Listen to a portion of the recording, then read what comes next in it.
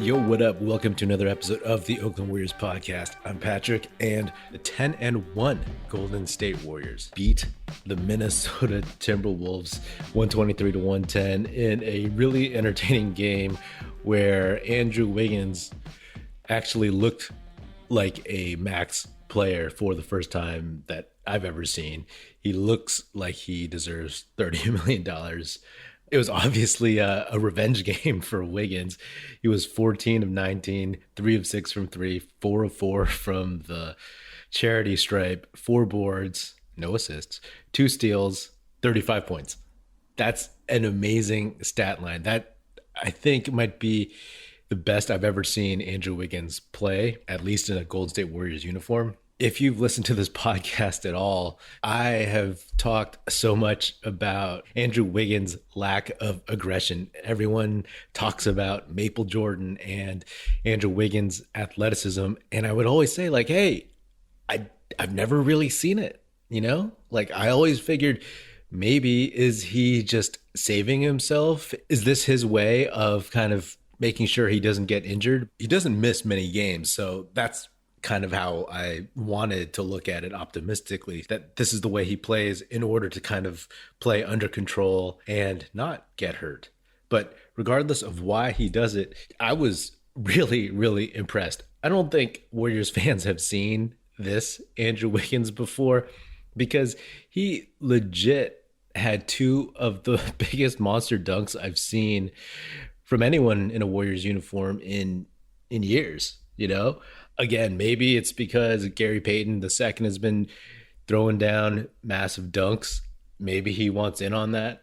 I don't know. But obviously, he had 2 massive throwdowns on Karl-Anthony Towns. The first one just, coming down the baseline.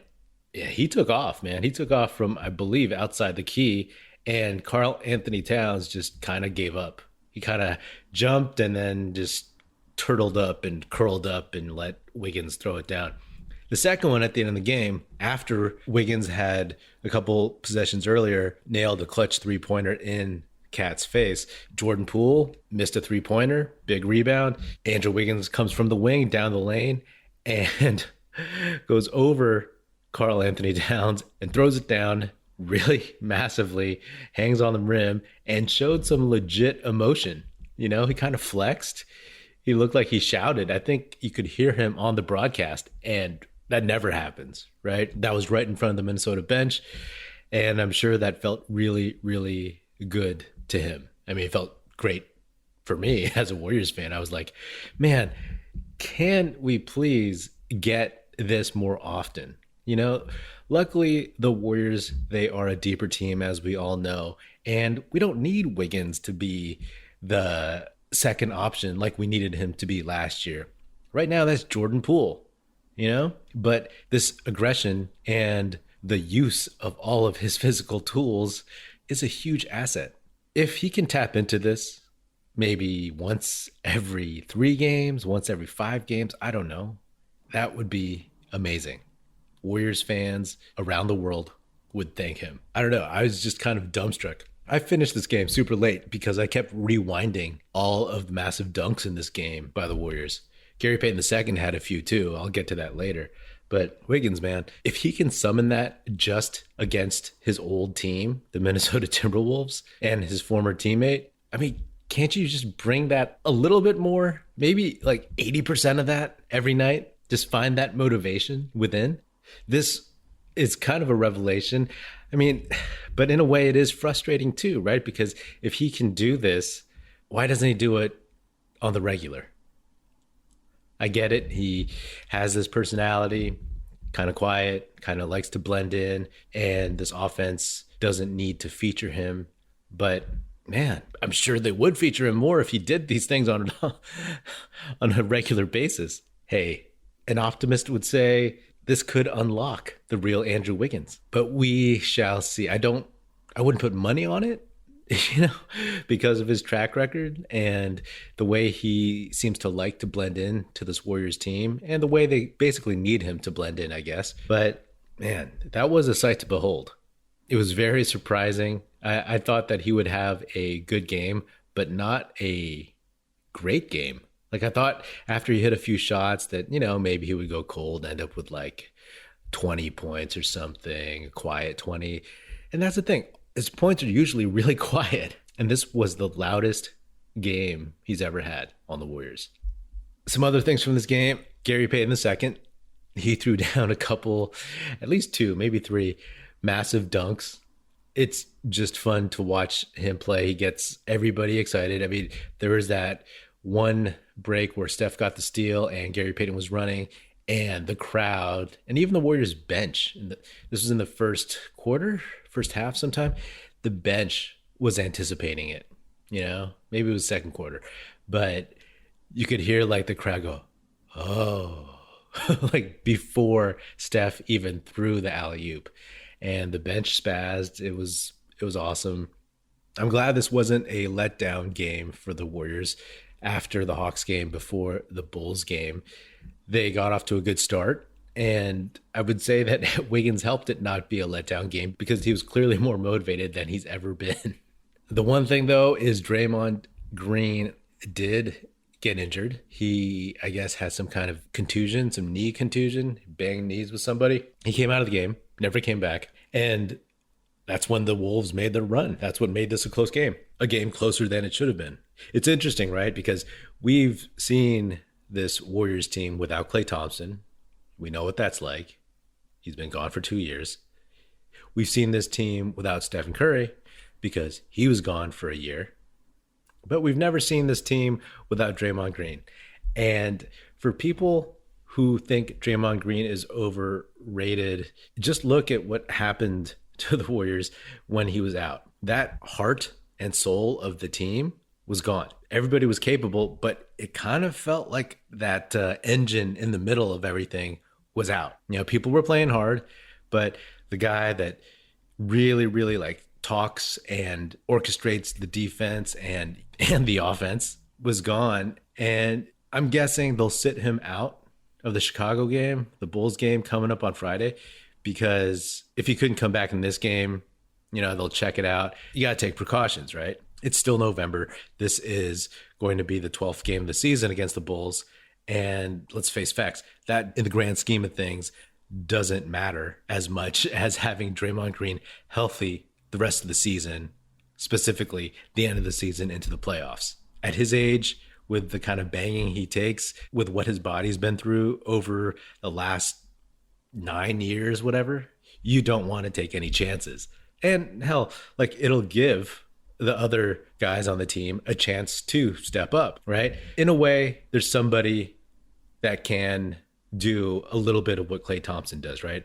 Especially now they've taken a couple years and, Jordan Poole can shoot, Damian Lee can shoot, Otto Porter Jr. can shoot. Not that that's all that Klay does, but in terms of scoring, you have some guys who can do that. Steph, no one can do what he does, but if he had to sit a game, you just spread those shots around more. You know what I mean? Kind of rejigger your offense a little bit because you don't have Steph to be that gravitational force that bends everything to shreds.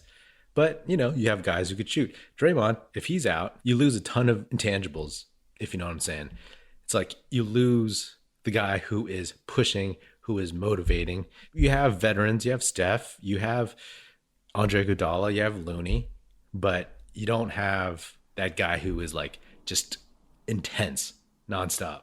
And you don't have this all-world defender who can still guard more or less all 5 positions. So it'll be interesting. It'll be interesting to see who steps up. Will it be Juan Toscano-Anderson? Will they play Bjelica more because Vucevic is going to be playing for the Bulls, so he's not quick afoot? It'll have to be a team effort, and at least they'll be able to prepare for this game as opposed to having Draymond in the game, and then all of a sudden just having that energy just taken off the slate.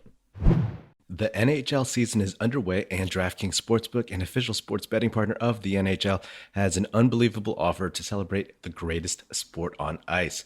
New customers can bet just $1 on any NHL game and win $100 in free bets if either team scores a goal. Doesn't matter if it's a one-time clapper or a deft deflection, however they light the lamp, you win. If Sportsbook isn't available in your state yet, DraftKings won't leave you empty-handed. Everyone can play for huge cash prizes all season long with DraftKings daily fantasy sports contests. DraftKings is giving all new customers a free shot at millions of dollars in total prizes with their first deposit. Download the DraftKings Sportsbook app now, use promo code TBPN, throw down $1 on any NHL game, and win $100 in free bets if either team scores a goal. This week, one puck in the net nets you a big win with promo code TBPN at DraftKings Sportsbook, an official sports betting partner of the NHL. Must be 21 or older.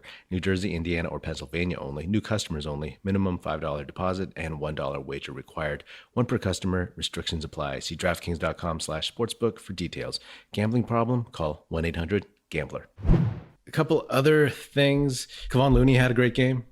I've gotten on Looney a little bit because of his lack of athleticism, but Karl-Anthony Towns is the kind of guy he can play well against because Cat plays a lot in the post. He's not the quickest. He plays in a way that Looney can, with his savvy and his strength, can guard him a little bit more than some of these younger, quicker guys. Looney was 5 for 11, 17 boards, 11 points, plus 3. Not bad, not bad. James Wiseman could have been pretty helpful in this game.